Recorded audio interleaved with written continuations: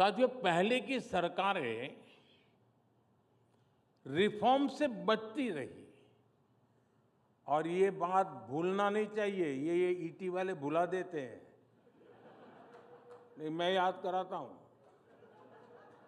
जिस रिफॉर्म के गाजे बाजे हो रहे हैं ना, वो बिकॉज ऑफ कंपल्सन था, कन्विक्शन से नहीं था।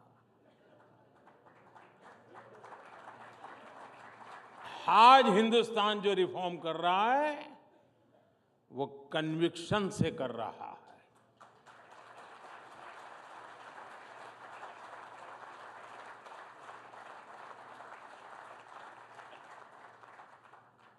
उनमें एक सोच रही,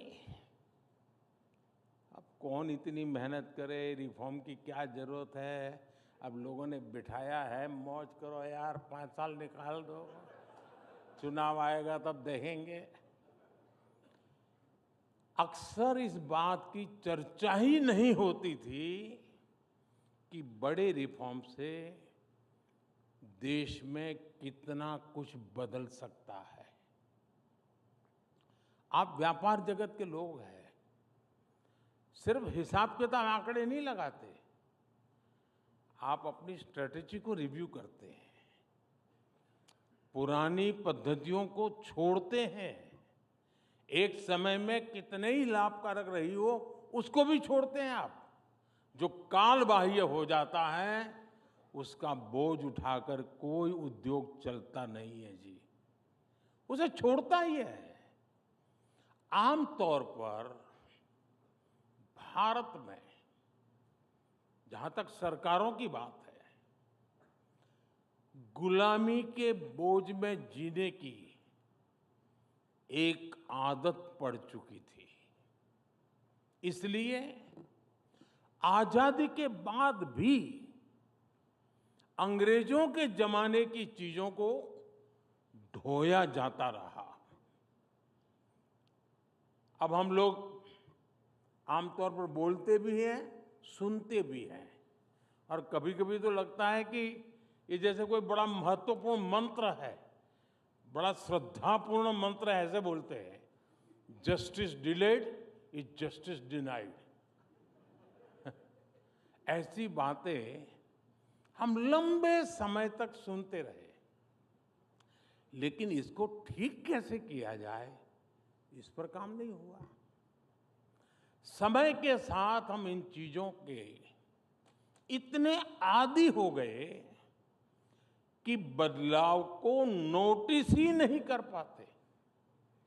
और हमारे यहाँ तो एक ऐसा इकोसिस्टम भी है, कुछ साथी यहाँ भी बैठे होंगे, जो अच्छी चीजों के बारे में चर्चा होने ही नहीं देते। वो उसको रोकने में ही ऊर्जा लगाए रखते हैं।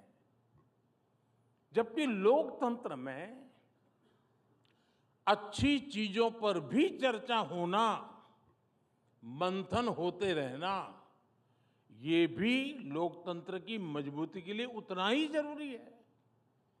लेकिन एक धारणा बना दी गई है कि कुछ नेगेटिव कहो, नेगेटिविटी फैलाओ, वही डेमोक्रेटिक है। अगर पॉजिटिव बातें होती हैं तो डेमोक्रेसी को कमजोर करार कर दिया जाता है। इस मानसिकता से बाहर आना बहुत जरूरी है। मैं आपको कुछ उदाहरण दूंगा। साथियों, भारत में कुछ समय पहले तक जो पीनल कोड चल रहे थे वो 1860 के बने थे, 1860 के। देश आजाद हुआ कि हमें याद नहीं आया,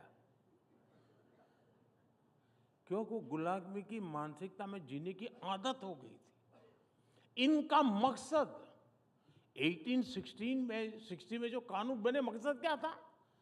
उसका मकसद था भारत में गुलामी को मजबूत करना, भारत के नागरिकों को दंड देना, जिस सिस्टम के मूल में ही दंड है, वहां न्याय कैसे मिल सकता था? इसलिए इस सिस्टम के कारण न्याय मिलने में कई कई साल लग जाते थे।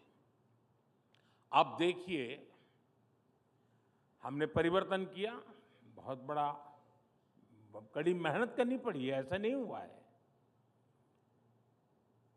लाखों ह्यूमन आवर्स लगे हैं इसमें, और भारतीय न्याय संहिता को लेकर के हम आए, भारत की संसद ने उसको मान्यता दी।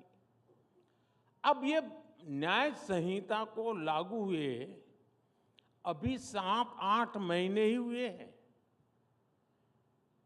7 to 8 मंथ हुए अभी तो, लेकिन बदलाव साफ साफ नजर आ रहा है, अखबार में नहीं। अब लोगों में जाएंगे तो बदलाव नजर आएगा। न्याय संहिता लागू होने के बाद क्या बदलाव आया है मैं बताता हूं। एक ट्रिपल मर्डर केस में एफआईआर से लेकर फैसला आने तक सिर्फ 14 दिन लगे, इसमें उम्र कैद की सजा हो गई।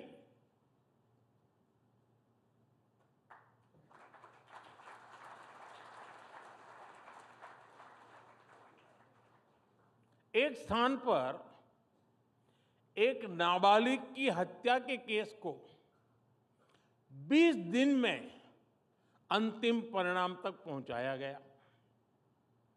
गुजरात में गैंगरेप के एक मामले में 9 अक्टूबर को केस दर्ज हुआ।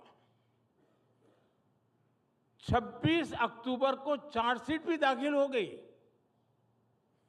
और आज 15 फरवरी को ही कोर्ट ने आरोपियों को दोषी करार दे दिया।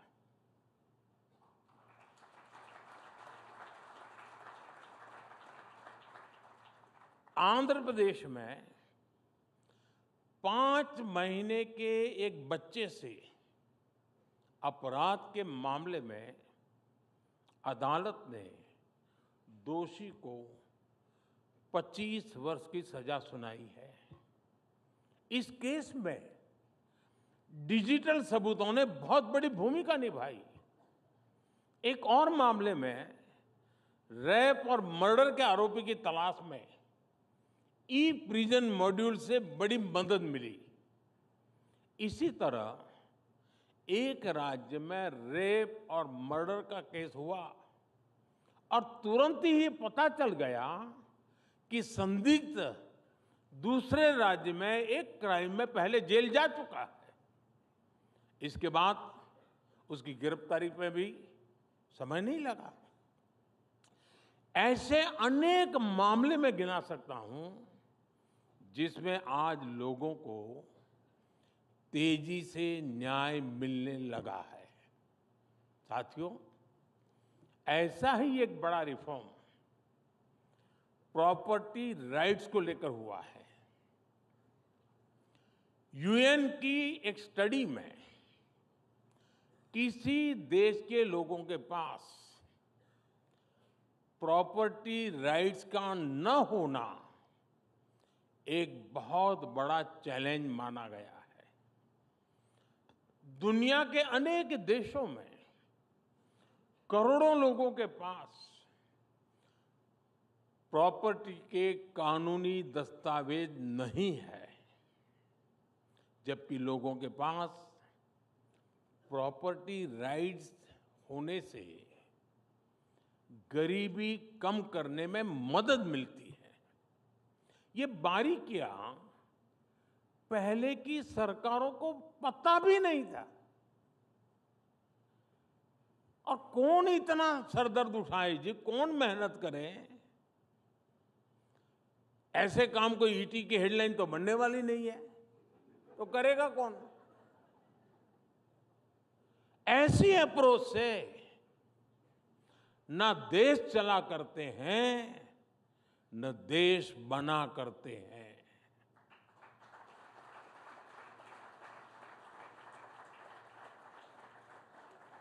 और इसलिए हमने स्वामित्व योजना की शुरुआत की। स्वामित्व योजना के तहत देश के 3 लाख से ज्यादा गांवों का ड्रोन सर्वे किया गया। 2.25 करोड़ से ज्यादा लोगों को प्रॉपर्टी कार्ड दिए गए। और मैं ईटी को एक हेडलाइन आज दे रहा हूं। स्वामित्व लिखना जरा ईटी के लिए तकलीफ वाला है, लेकिन फिर भी वो तो आदत से हो जाएगा।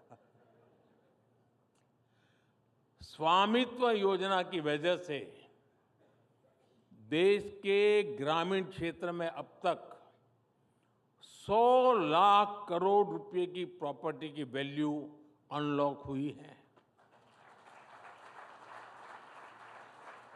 100 लाख करोड़ यानी 100 लाख करोड़ रुपयों की प्रॉपर्टी पहले भी गांव में मौजूद थी, गरीब के पास मौजूद थी, लेकिन इसका उपयोग आर्थिक विकास में नहीं हो पाता था।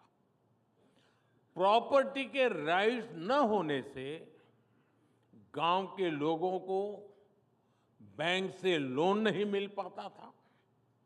अब ये दिक्कत हमेशा हमेशा के लिए दूर हो गई है। आज पूरे देश से ऐसी खबरें आती हैं कि कैसे स्वामित्व योजना के प्रॉपर्टी कार्ड से लोगों का फायदा हो रहा है। अभी कुछ दिन पहले राजस्थान की एक बहन से मेरी बातचीत हो रही।